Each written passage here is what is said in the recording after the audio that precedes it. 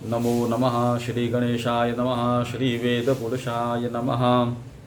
पुनः याज्ञवल्क्य शिक्षा का यह 5वां पाठ, श्लोक संख्या 10 देखिए। मात्रा काल पे विचार हुआ है। मात्रा काल के विषय में है कि निमेषो मात्रा कालः स्याद् विद्युत कालस्तथा परे।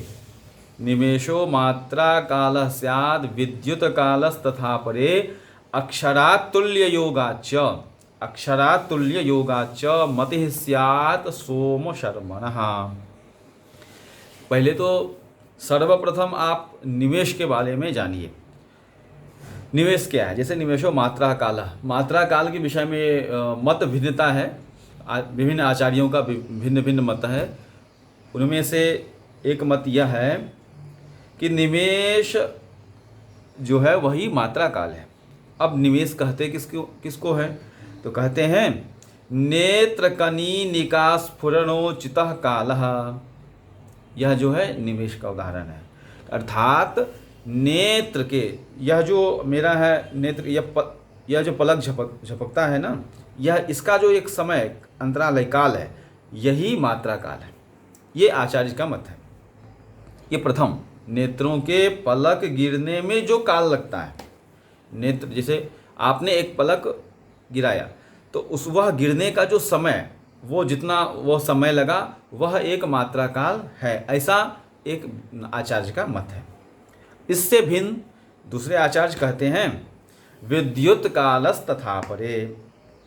अर्थात दूसरे आचार्य का मत है कि नहीं, ये हो सकता है कि बिजली का तड़कने का जो समय लगता है, तड़कने में जो समय लगता है वह मात्रा काल है। ये दूसरे आचार्य का मत है। समझ गए? प्रथम आचार्य कहते हैं कि निमेषो मात्रा कालः।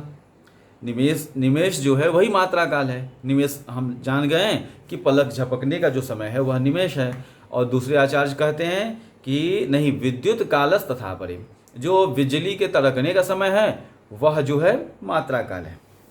अब तीसरे आचार्य के विषय में जानिए, वो क्या कहते हैं कि सोम शर्मा नामक जो आचार्य हैं वह कहते हैं कि अक्षरातुल्य योगाच्च मतिः स्यात् सोम शर्मणः।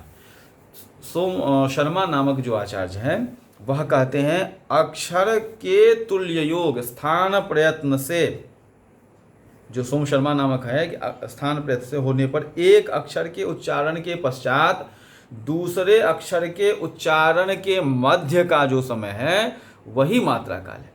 फिर से समझिए कि आपने एक जो उसका तुल्य योग है, जो अकार आदि है, आकार आदि जो दीर्घ, ह्रस्व दीर्घ प्लुत जो उसका मात्रा है, तो उसमें आपने एक अक्षर का उच्चारण किया। उस अक्षर के उच्चारण की समाप्ति और दूसरे आगे के अक्षर का उच्चारण का प्रारंभ, वह जो समय जो लगा, जितना समय लगा, वही मात्रा काल है। ये कौन कहते हैं? तो सोम शर्मा नामक जो आचार्य हैं वो इस विषय को कहते हैं। फिर से समझिए, निमेषो मात्रा कालः स्याद् विद्युत कालस्तथा परे अक्षरातुल्य योगाच्च मतिः स्यात् सोम शर्मणः। पहला जो है प्रथम आचार्य कहते हैं, क्रमशः हम बताएंगे। प्रथम आचार्य कहते हैं कि निमेष काल ही मात्रा काल, निमेष ही मात्रा काल है। निमेष हम जान गए कि निमेष मतलब पलक झपकने का जो समय है वह निमेष हो गया, वही आपका मात्रा काल हो गया।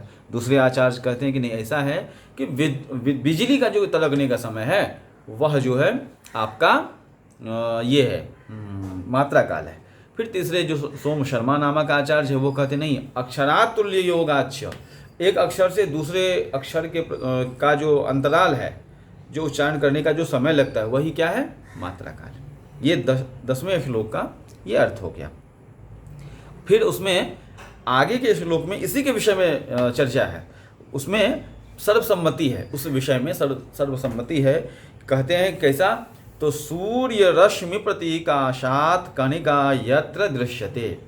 फिर से सुनिए, सूर्य रश्मि प्रतीकाशात कणिका यत्र दृश्यते अणुत्वस्य तु सा मात्रा चतुराणवा। अब सूर्य रश्मि, हम जानते हैं कि भगवान भास्कर का जो किरण है, उनका जो प्रकाशमान किरण है, उनमें अनेक अणुपरमाणु होते हैं। उन सूर्य की किरणों में अथवा अंशों में जो परमाणु दृश्यमान है, उसके स्पंदन में जो समय लगता है, जो काल लगता है, वही अणुत्व काल है, अर्थात मात्रा काल है।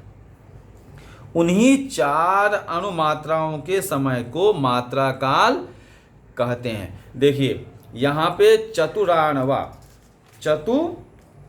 है, उसके 4 गुना, उन्हीं 4 अणुमात्राओं के समय कुछ मात्रा काल कहते हैं। यहाँ मात्रा काल में जो अणु परमाणु का जो स्पंदन है, जो उसका कंपन है, वह कंपन का 4 गुना, वह क्या है, मात्रा काल है। इसके विषय में, चतुराणवा के विषय में आगे के श्लोक में इन्होंने विस्तार से बताया है।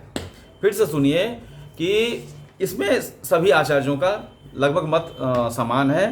क्या है, उन सबकी सम्मति है कि सूर्य रश्मि प्रतीकाशात कणिका यत्र दृश्यते अणुत्वस्य तु सा मात्रा च चतुराणवा।